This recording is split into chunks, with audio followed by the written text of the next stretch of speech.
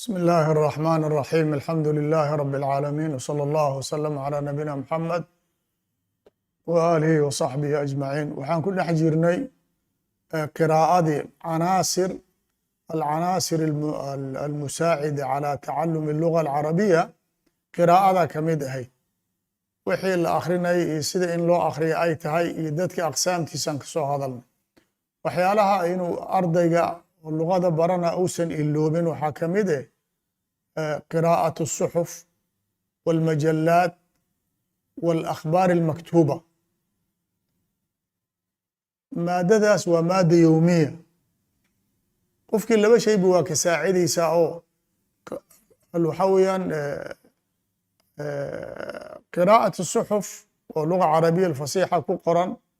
waxa weeyaan laba faa'iidana waad ka helaysaa faa'ida waxa weeyaan waxa jiro unbay ka hadashaa horta caalamkii aad ku dhex nooleed baad wax ka fahmay waa muhim luqadina waad ka fahmaysaa oo nin mucaasirkaada oo adiga kula mid ah oo luqadii kaa hor bartay yaad wax u akrinaysaa garaadkaada waa kula dhow yahay midda saddexaad majalaadka iyo qiraa'aadka oo suxufta waxay ka duwan yihiin kuma daalaysid liannahu waa maadda adiga luqadii ma dareemaysid wax kale yaad u akrinaysaa oo ah khabarkan dhammaystir maanta siday wax u dhaceen intaa waxbaa ka dhacay saanay u dhacdeen maba is ogidba luqadiina waad faa'iidaysanay waxyaalahan oo akhbaarta anay waxa weeyaan waxay ku ilowsiinayaan qiraa'adii dhibkoodii bay ku ilowsiinayaan waa muhim waay majalaadka mawaadiic cilmiya oo mutakhasisa laga hadlaa hadda caalamku wuxuu gaaray qiraa'atu alakhbaar wax قراءة الأخبار المكتوبة أخبارta مكتوبة macnaheedu waxa weeyaan مثلا جزيرة BBC qanawaadkan dowliga oo carabiga ku hadlayo mawaaqicay leeyihiin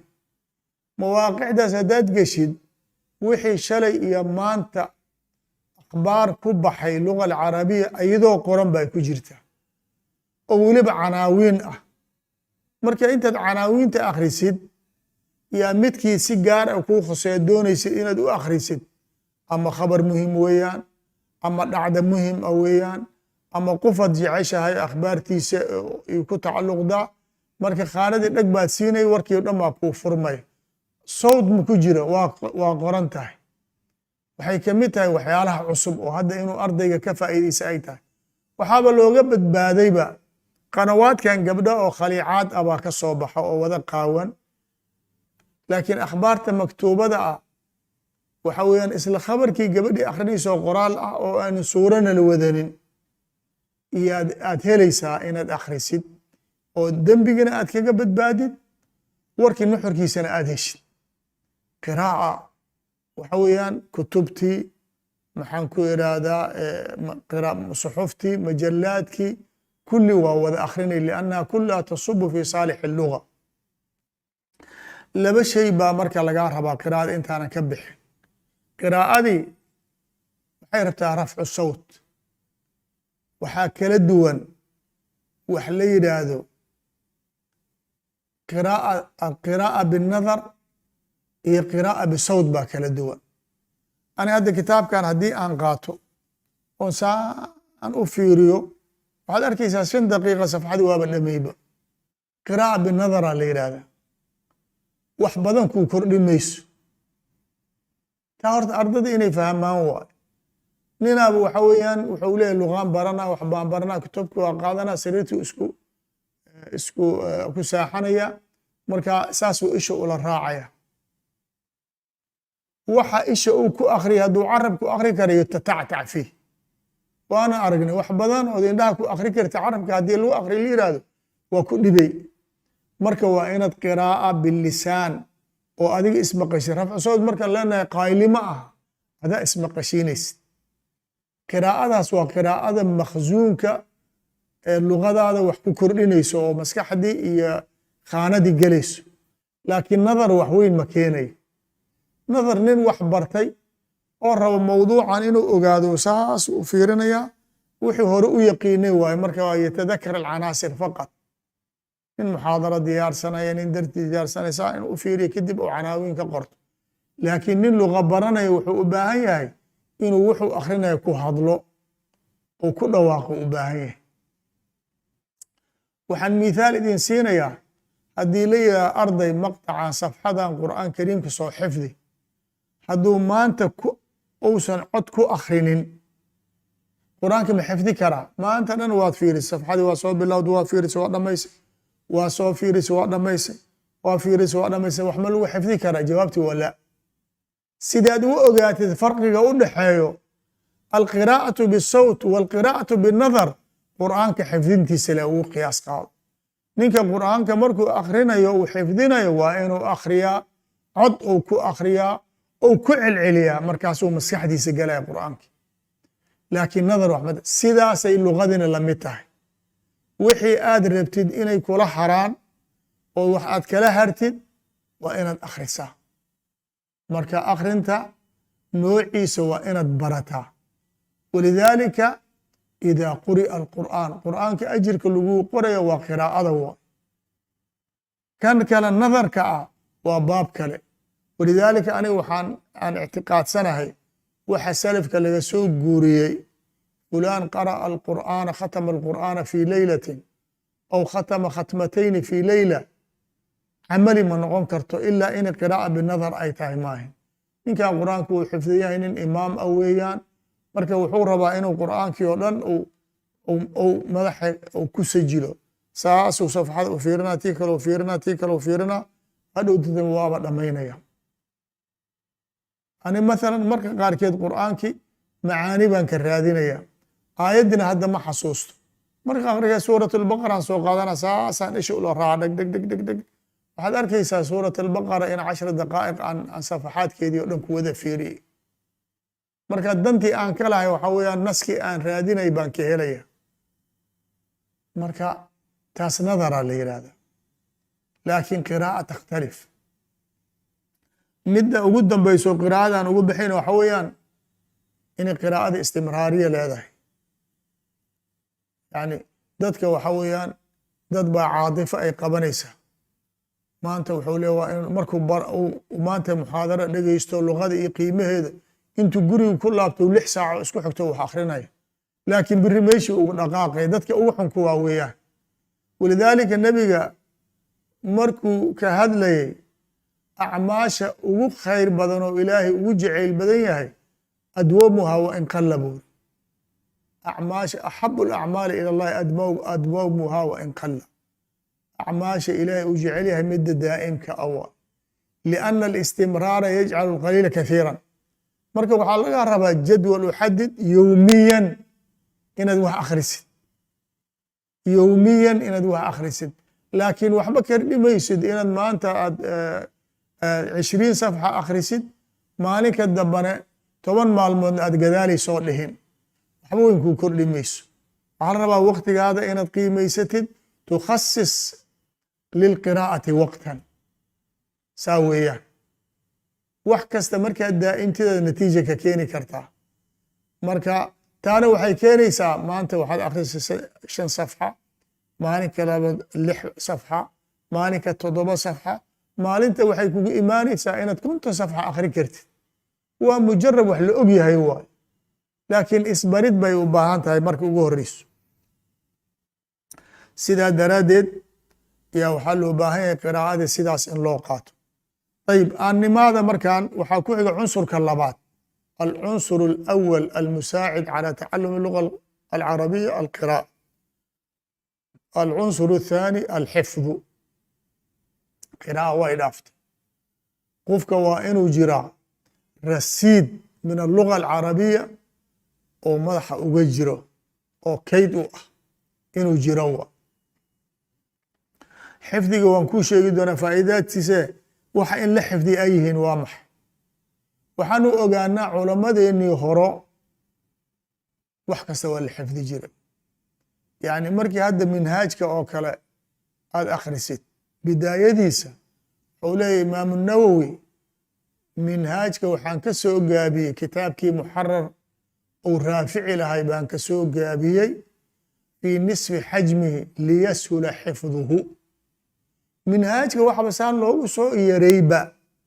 ulajeedada cilmi oo dhan in laga barta ma ahayne in la xifdiyo waay marka waxaad maqlaya fulan xafida التنبيه وهو في سن في سن المراهقة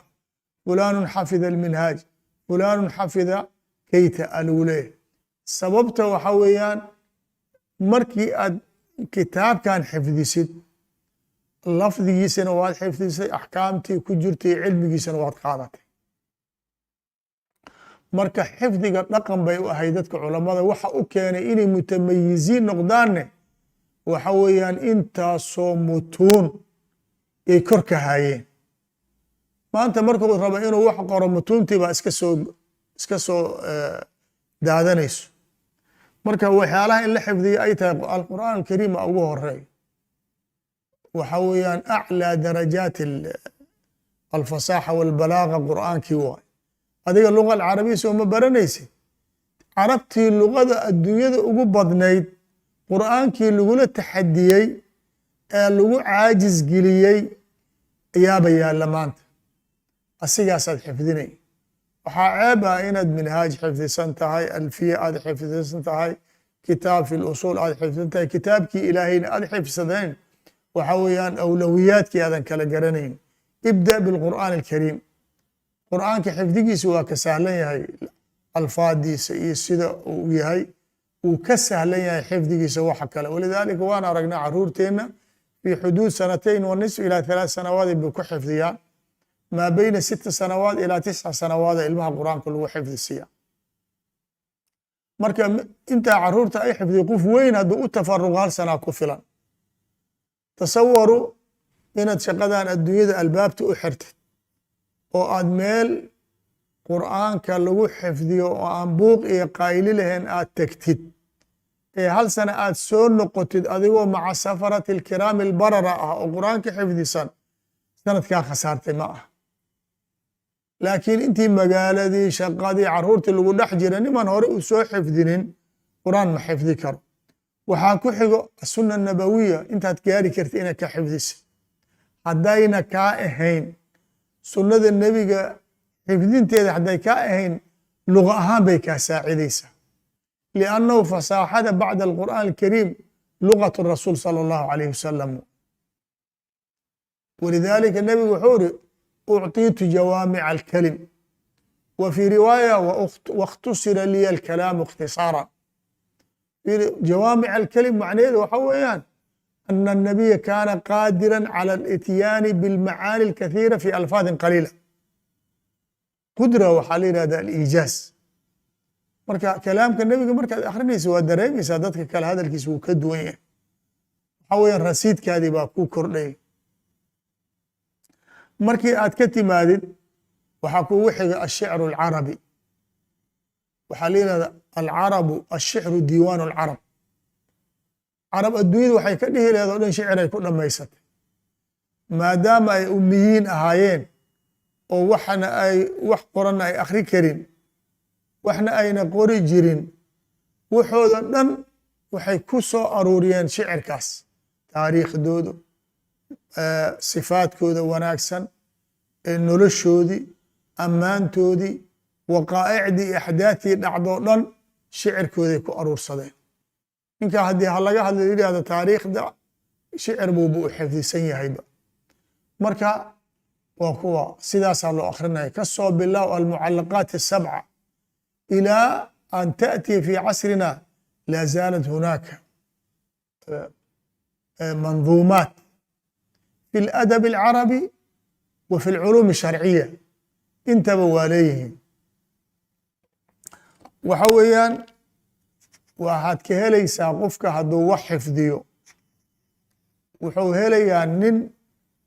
bangiga u yaalo lacag badan ayuu la mid yahay madaxaada waxaa ku jira intaasoo jumal intaasoo cibaaraad oo iska diyaarsan hadhow markii aad hadli tegtid hadalkaadi waxaad ku qurxinaysaa kelimaadkii iyo jumalkii iyo abyaaddii aad xifdisanayd iyaad marka hadalkaada ku dhex daraysaa wixii dhan waaba kugu soo baxayaan ayib waxa kuu weheliyo oo la xifdiya ay tahay alxikam walamhaal carabti xikam bay ku hadashay waxa weeyaan macaani oo waa mahmaah weeyaan. Soomaalidu waa aragtay mahmaah weyn markii odayaasha waaweyn meel ay wada fadhiisanayaan waxa weeyaan waxa ay soo xiganayaan waad yaabaysa. Amthaalna waa tusaale waxyaala ee dhacay wax laga sameey cibaarooyinkoodii waa intaba waxa weeyaan intaad ka xifdi kartaad ka xifdinaysaa. hadalkaadi haddaad dad hadlaysid oo an ta'tiya bimithaalin huna وبحكمة هنا وبحديث هناك وبآيات هناك وحويان كلام هذا كله روعة وجمال وسبدلية لأنه حويان اقتباس وحليلات سمينيسا هذا القيمة بدن في محل مركات كينتد وحوي قعنتها لقوتاقية ومركة وإنت هايستا محفوظات مدك لو حويان ننك مركو وحفظ سيهي وأسهلنتهي inuu makhsuudkiisa wax ka soo daynto nin bangiga wax u yaaliin waay kulamaa duruuf ay qabato jeeg buu qoraya sidaasay la mid tahay makhsuun carabi ah inta kugu jiro alqur'aan alkariim sunnat الnabiy الshicr الcarabi alxikam walamhaal kullu markay buuxaan waxa weeyaan maanta dhanaa laga yaabaa inadan annaka laa taxtaaj an ta'tiya bialfaad min cindik oo wixii makhsuunka keli aad adeegsatid aad heli karta marka wax sahlan maa sidaasay carabtu waxay tiraahdaa man xafida xujatun calaa man lam yaxfad lama tartami kartid nin wax xifdiyey lama tartami karo niman wax xifdinin ninkan rasiid buu haystaa marka waxa weeyaan xifdigana wuxuu ku habboon yahay intaad yar tahay بطبيعة الحال قفك وين مركو وين هذا واكو أدكتا إنه وحفظي أيضا صورة قال أي تاي لكن هدنا ولهوك لهبوية. طيب سيدا درادد يا وحويان قفك وحال الربا إنه اسكو حاولوا إنه حفظ كتجين إن مالك استبع أن تكون في ازدياد من المحفوظات shayga markaad xifdisid waad ka raaxaysanaysa sidaa daraaddeed baa waxaa weeyaan in aad loogu dadaalo yay u habboon tahay. alcunsur الثالث min alcanaasir الmusaacida calى tacalumi اللغة الcarabiya alistimaac wixii inaad dhegaysatid waay marna waxbaad akhrisay mar waxbaad xifdisay hadda waxa weeyaan waxbaad dhegaysanaysaa liannahu qalbiga waxa wax u gudbiyo waa xawaasta wa xawaasti carabkaada qaybka carabka wuxuu akhriya qalbigu u diraa indhaha waxay arkaan qalbigay u dirayaan dhagaha waxay maqlaan qalbigay u dirayaan qalbigana waxa weeyaan waa midka dhan oo wax dhan weelaynayo marka istimaaca muhim jiddan waxayna dhegaysatid istimaaca marka almaada almasmuuca maxay noqon kartaa maada almasmuuca waa badan tahay waxa ugu horeyso alintidaam maca ashuyuukh fi duruus alcilmiya adab ha noqoto luqa ka noqoto nin sheekha oo carabi darsi ku bixinayo ina darsigaas ku xirantid ninkan marka waxa weeyaan min xayثu laa tashcur luqadii ku baroohaya liannahu yucabir can almacna alwaaxid bicibaaraat mukhtalifa لأنه ninkan wuxuu xaawilaya ninkan ka soo horjeeda wax inuu fahamsiiyo markaasuu kitaabka qoran yadulluka calى almacna min طariiq waaxid laakiin ninkan oo wax sharxayo lafdigii uu sharxay yuu kuu bayaaminaya marna wuxuu halkaanuu kaa tusinaya mar halkaanuu kaa tusinaya mar dhinacaanuu kaa tusinaya wuxuuna adeegsanayaa kulu dalika bialfaad mukhtalifa waa rasiid weeyaan marka waa wax weyn qofkii aad iyo aad u qiimo badan inuu duruusta ku xirmo oo aadan ka baaqanin marka la noqon maysid kitaabaad sheekh la bilaabatay aad la dhammaysatid maalinkii kitaabkaas aad ku xirmaysay iyo maalinkuu dhammaanayay faariq weyn baa u dhaxaynayo min xayثu lugan hadda ka hadlayna cilmi ahaanba ka hadli mayna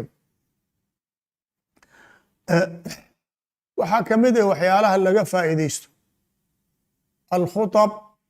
almimbariya, yani inaad ku xirantid masaajidada dadka a'imada ay khudbaynayaan bikhudba murtajala, khudba meel ka akhrisan waa caajis,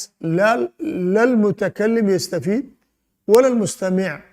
wax weyn ma keento. laakiin ninka markuu khudbaynayo bikhudba xura min qibali nafsihi yunshi اlalfaad waad ka faa'iidaysanaysaa. waxaa weliba dheeraad ah khudbada miisay leedahay, liannahu waxaa lays amray in huduu lagu dhegeysto. fiiri shareecada xikmada ay ka leedahay ilaa laga yidhi waidaa quri'a alqur'aanu fastamicuu lahu ansituu, khudbadaa lagala jeedaa baa la yidhi. dadaas sidaa qabo. marka qofka ilaahay wuxuu iri markii naga dalbay markii aan khudbo dhegaysanayno inaan wax xaraka la samaynin. waataad ogeydeen qofkii waman lagaa falaa jumcata lahu, qofkii haddii uu hadal ku dhex hadlo khalaas ajirkii wuu dhaafay. marka waa ummad dhan ee hal meel iskula jeedo, wa qalbuhum wa qaalabuhum maca hada alkhatiib, tarkiiskaas iyo jawigii oo ku saacidayo wax weyn baad ka faa'iidaysanaysa. anigu waxyaalaha aad aan uga faa'iidaystay waxaa ka mid ahayd khudabtii oo sheekh cabdilxamiid kashka, waagaas uu noolaa waa soo gaarnay. intaan laga mancinin khudbada, hal khudba markuu akhriyo, waagaas ma jirin waxaan youtube-ka iyo whatsapp iyo wasaa'il tawaasul ijtimaaci ma jirin. khudbada waxaa lagu sajili jiray raadiyo iyo cajal baa lagu sajili jiray. maanta markuu masar ka khudbeeyo, intay khudbadaysa kale aysan imaanin caalamulislaami oo dhan bay wada gaari jirtay. marka waa la iibsan jiray, nin kastaba intuu hal raadiyo yar gato uu cajalka ku ridanaya, markaasuu dhegaysanaya. yani marna axdaath iyo mas'ala cilmiya wax dhanaad ka faa'iidaysanay. wa quwatu tacbiiri sheikh, waxaa la yihahdaa waa ninka khatiibka ah lam yu'khad calayhi khata fi luga, siduu mutamakin u ahaa. hadda khutabkiisa mowqica buu leeyahay oo la sameeyey sheekh cabdilxamiid kashke la yiraahdo. khutabtiisii oo dhanaa loo bedelay in hadda electroniga la geliyo, marka waxaad wadaeli kartaa kulligeed inaad wada dhegaysatid. intii 6 sano 7 sano uu khudbaynayo oo dhan intii loo ogolaay, waxaa laga yaabaa mi'aat ashrita inaad dhegaysan kartid. cilmina waad ka faa'iidaysanay. waxaa kuu dheeraad ee luqadaas oo biquwati الtacbiir aladi kaana yamtaazu bihi sheikh raximahu اllahu tacaala. waxyaalaha loo baahan yahay waxaa ka mid ah aad ka dhegaysan kartaa alistimaac ila alidaacaat aldawliya alcarabiya. istimaac marna waa nadar, sawd iyo suura waa marna waxay ahaan jirtay annaga waktigeennii waxa weeyaan caalam alcarabi oo dhan BBC carabi aa ka jiri jira wax luga oo wax laga dhegaysta astaahil. waxaan kaloo idaacaadkan maxaliya jaa fulan waraaxa fulan waqadima fulan waathna fulan un baa laleeyahay, laakiin taxliilaad iyo akhbaar iyo tafkiiraad laga heli jiray. hadda idaacooyin dowli ah sidii jaziira keyrkeeda istimaacayna way leedahay, sawdu suurana way leedahay. waa dhegaysan kartaa iyada naftigeeda, waa dhegaysanaysaa. waxa weeyaan alfaad oo casri ah iyo axdaath dhacday oo haddeertaan aad taqaanay, wixii xadadkii iyo suuradiisii baa laisku kaa tusinaya. kelimadan iyo maxay ula jeedadeeda ay tahay baa lagu tusinaya. marka waa wax weyn weeyaan inaad dhegaysatid. waxaa dheeraad ah hadda wax la yidhaahdo dadka badan ay ka warhayn almaktabaat asawtiya wax la yidhahdo. maktaba oo waxaa la aqooni jiray maktaba aad soo degday kutub oo dhan ay taalo, oo markaa kitaabkii aad rabtid aad soo qaadatid aad akhrisatid. hadda wahaan waxaa la gaaray maktabadan dhan oo kutubta ay taal, kitaab kasta oo meesha yaalla asoo cod aba yaallabo. waxaad leedahay aniga waxaan rabaa kitaabkii altabyiin albayaan watabyiin liljaaxid inaan dhegaysto, adiga maba akhrinaysidbo, asoo oo cod aba meel ku sajiran yahay. qasaa'idii ayadoo nin lugadii yaqaano uu ku codaynaya baa wadata alla min aljaahiliya ilaa yowmina haada haddii aad dalabtid kitaab alfulaani oo cod ahaan u baahanahay inaad heshidaa laga yaaba muqni ibnu qudaama aan cod ahaan u baahanahay waa iska dhegaysanaysa asoo cod ahaan la helaya almaktabaat asawtiya la yihahda hal ceebay leedahay oo ceebtaas maxay tahay waxa weeyaan dadka waxay u badan yihiin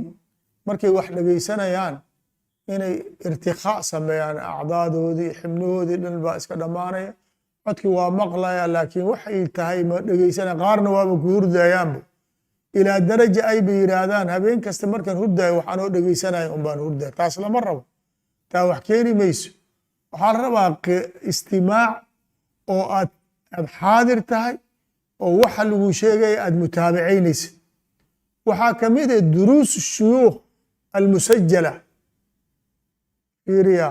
waxaad arkay kutub cilmiya oo min jamiici alfunuun oo sheekh fulani fi alcasr alxaadir aw aladi qablahu oo musajal ah waxaad dhihi kartaa aniga waxaan rabaa inaan dhegaysto kitaab alusuul mathalan maraaqi sacuud oo kale waxaa laga yaabaa soo cod inaad heshid oo sawd oo ah oo tadriis ah oo sheekh uu bixinayo sidaasaad u dhegaysanaysaa marka maadada masmuucada waa mutawafir waay marka waxaa laga rabaa qiraa'adii xifdigii istimaaci kulli inaad isku dartid shariidata inaad iska ilaalisid inaad aadan ku hurdin ee aad istimaaci buug iyo qalin aad haysatid wixii aad qoratid aad u tarkiisisid lugadii aad ka fiirisid cilmigii aad ka fiirisid dariiqada sheekha jumlada u samaynaya aad fiirisid intaasoo dhan waad u baahan tahay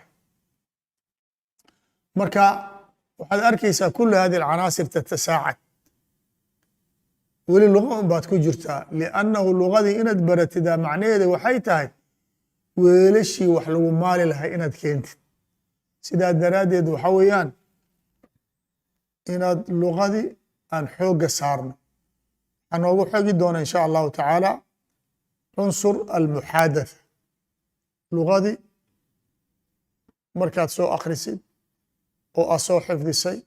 aad soo dhegaysatay inaad mumaarasadii ku xijisid oo lugadii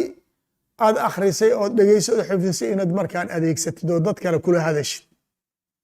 marka laba sibay noqonaysaa oo in meelba lugadii looga yaqaano aad ku hadlaysid iyo meel adiga iyo dad kula mid a isku baranaysa waan ka hadli doonaa taas in sha allahu tacaala salى اllah wslm عlى nabiyina muxamadi w alihi w صaxbihi ajmaciin